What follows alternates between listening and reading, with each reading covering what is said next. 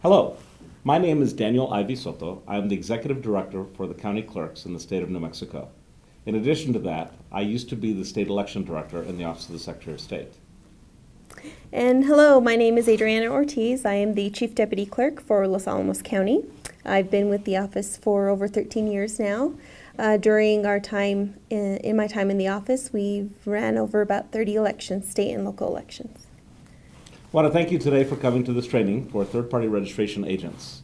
The way that people are able to vote, they all have to be registered to vote, and so you will be playing a critical part of that process. So today, August 12th, 2015, we are going to take this opportunity to provide some information to our third-party registration agents who are interested in getting signed up to provide this service to our citizens. You will be having a manual that will be available to be able to take a look at, in addition to the training that we're going through today. So people are able to register to vote in New Mexico in a variety of different ways, including at their county clerk's office, at a public library, or through a third-party registration agent, which is where you come in. As a third-party registration agent, at the end of this training, you will be filling out some forms, providing some information, and you will be assigned what's known as a VRA number, voter registration agent number. And that number will be critical for you to use when you help people register to vote in the future. As a third-party registration agent, once you complete this training, it is your responsibility when you have voter registration forms to provide them to any qualified elector who asks for them, and to assist people in filling out the form if they would like that assistance. In addition to that, when you have filled out forms and you have them in your possession, the voter assigned them, you must return them to the county clerk's office within 48 hours after registering the qualified elector to vote. So as part of the process as an agent, you will be providing instructions to registered voters registering to complete the form. And one of the first boxes that we're going to be filling out is their information, personal information, their name, address, date of birth, social security number, mailing address, political party, and also some telephone information. And we have some boxes with questions that you will need to fill out at the very end of the form. Now, on this form, the information that is on this form is public information, and the qualified electors need to be aware of that. And there are three exceptions to everything on the form being public. The first is that no part of your social security number, of a qualified elector's social security number, is to be copied at any time, either by the third-party registration agent or by anyone outside of the county clerk's office. Also, the month and day of birth is not to be copied. And then finally, the form now also has as an option for the qualified elector to provide their email address. And that email address will not be provided when candidates and other people request a voter registration list, a list of people who are registered to vote in an area. So that will not be disseminated at that time when those requests come in. However, it should be noted that in New Mexico, the social security number and the date of birth are requirements for people to be registered to vote. And so they must provide that information. And if someone does not want to provide that information when you're registering them to vote, then you will need to advise them that when you turn in the form, they will be contacted by their county clerk, and their registration will not be completed until they provide that information. So as part of today's informational training, we like to stress the importance of turning in the forms to the county clerk's office within 48 hours. Also, it's important that any forms that are handed out to people to complete do include your voter registration agent number on the form that gets turned in, and that you hand the person registering to vote the tab at the bottom that instructs them where to look to make sure that their form has been provided to the county clerk. There are people who become third-party registration agents through an organization, and other people who choose to do this simply on their own. So when you fill out the third-party registration agent registration form that you'll be filling out today, the original of which will be sent to the Secretary of State's office, and from which you will be issued your VRA number, the first question that you'll be asked there is, for which organization are you registering people to vote? And so you will need to fill out that information along with that organization's address and contact information. And then following that, you will provide your information as to who you are.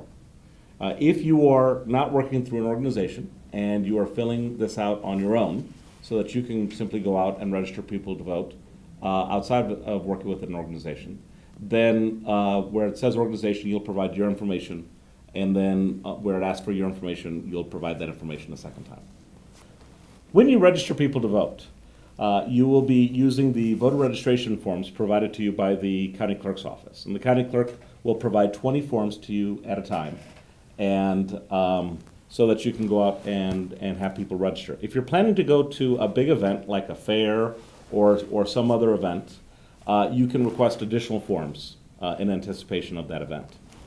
When you do the form, it's very important to remember that somebody is going to have to read this form and input this information into the statewide voter registration database.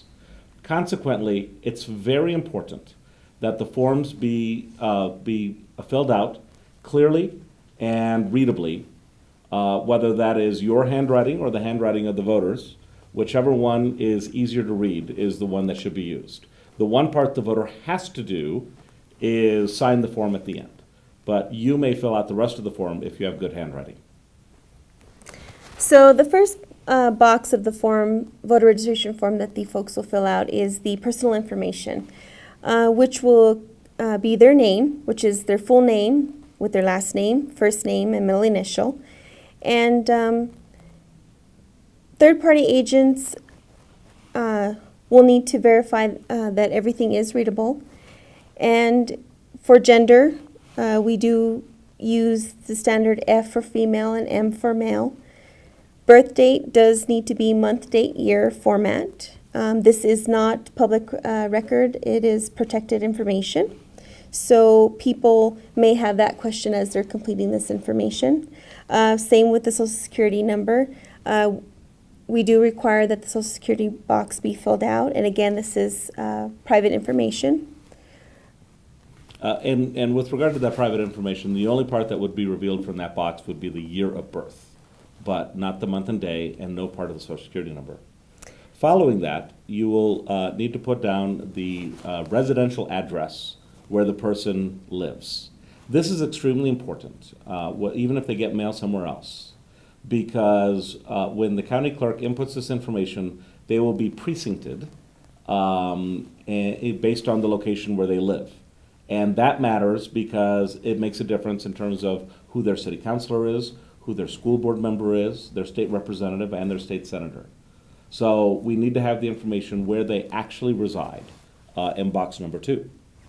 In box number 3, the person registering to vote will complete their mailing address if it is different than what is listed as their physical address. If somebody does not have, if somebody resides somewhere that does not have an address, then on the back side of the form is a place where a map can be drawn or a description for a rural address can be placed. When you use that, when you use that side of the form, which these days should be fairly an unusual situation, but when you do use that, you still must provide a mailing address for the person that you're registering to vote. Following that, you would then, in box 4, you're asked if you're changing your name on the form, what your previous name was. That way we can find your previous registration and make sure that is canceled as we update to the new voter registration record. Going on to box 5, this is a new field where you are allowed to enter your email address. There is one note on this where it is optional. This is not something that you have to provide. And it is collected, but protected under law. In box 6, we have political party. And the voter, the qualified elector that you're registering to vote should be able to select whatever political party they would like to select, if they want to be in a political party. If not, there is a box that they can check indicating that they are declining to select a political party. A person who is not, does not register in a major party will not be able to participate in the primary elections in New Mexico. But all voters, regardless of political party, will be able to vote in local elections and will be able to vote in the general election in November. So box 7 is the information for your telephone number. You can list that information, and you have the option of allowing the county clerk to make this information public or not by checking a box yes or no. This information, if you do select yes, will be provided when voter registration lists are requested by campaigns and candidates and election-related organizations. The next question you were asked is whether or not you might be interested to volunteer as a poll worker. And I really want to encourage people to consider doing this. It is a great way to provide some service to the community when elections take place, and also to promote democracy as when we hold these elections. And just to add on to that, when you are out registering people and they inquire about what the poll worker question is, feel free to direct them to call our office if they're interested, but would like more details about serving as a poll worker. In box 8, if somebody is previously registered to vote at another address, they should provide the address where they were registered to vote, whether it is in this county, in this state, or in another location outside of New Mexico. This allows the secretaries, the county clerk and the secretary of state to be able to find that record and make sure that you have your single updated voter registration record be the one that is being filled out at this time. Box 9 is going to cover some questions that are required for a voter to fill out in order to be registered. One is, are you a citizen of the United States? The second is, will you be at least 18 years of age on or before the next general election? And it does advise folks that if they check no to any of these questions, that the form is to not be completed, because both of those the questions are required to be answered. And just a little hint as a registration agent, if you're at a location with a lot of people and asking if they're interested in registering to vote, you may want to start with those questions. Make sure that they answered yes to both of them, and then go up to the top of the form and fill it on the way down. That way, if the answer to one of those is no, then you haven't already filled out the rest of the form. Yes, and at the very end of box 9 is a place for the voter to sign their name and put the date. This is very important for our county clerk's office to process the form. We do require that it be completed and signed. So as an agent and as you are collecting this form from someone registering, please make sure that it is completed and signed.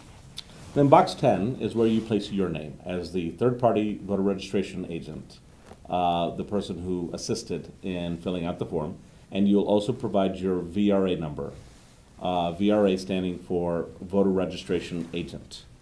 You'll place that number in two places. One is in box 10 on the form, and the second is on the receipt. You'll put today's date and also your VRA number at that location as well. When you are filling out the form, by the way, it's important to know the rule in New Mexico in terms of people who have been convicted of a felony. And that is that a person who's been convicted of a felony may not register to vote if they are still on supervised probation or on parole. They also may not register to vote if they're still in prison, but we're assuming you're not going to come by those people. However, if they're no longer on parole and no longer on supervised probation, then a person who has a felony is still eligible to register to vote in New Mexico. So after these forms are completed by citizens registering to vote, they will be brought into the county clerk's office. They will be processed, and the county clerk's offices will mail out a voter information card to the person that registered, and this is what that will look like. As part of your duties as a voter registration agent, you will be assigned 20 forms as part of your initial packet. It's important that you keep track of the forms that have been issued to you by the county clerk's office. We've suggested to agents to keep a log of each of the forms that they were assigned and make any special notes to forms that were handed out and may have been taken away by the potential voter to complete at a later time or to be mailed in on their own, as some people might prefer to just simply take the form from the agent and fill it out at home and send it in on their own. The voter registration forms do have serial numbers on them, and the packet of 20 that is issued to you in our system are those forms are logged under your name.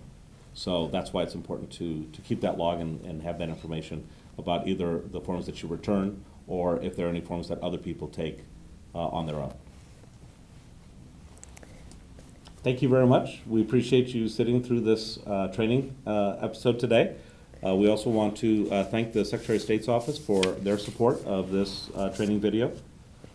And yes, the purpose of this tool today is to make sure that the information provided to our registration agents is consistent and that the whole process in registering voters is kept consistent. We do plan on having this tool accessible in our office at our public terminal, so voter registration agents can view this tool prior to starting their efforts. And we also will have a link from the county clerk's website to the third-party registration agent manual that was compiled by the New Mexico Secretary of State. And on behalf of the county clerks in New Mexico, I would like to thank Mr. Daniel Ivy Soto for all his hard work and dedication and support to our county clerk offices.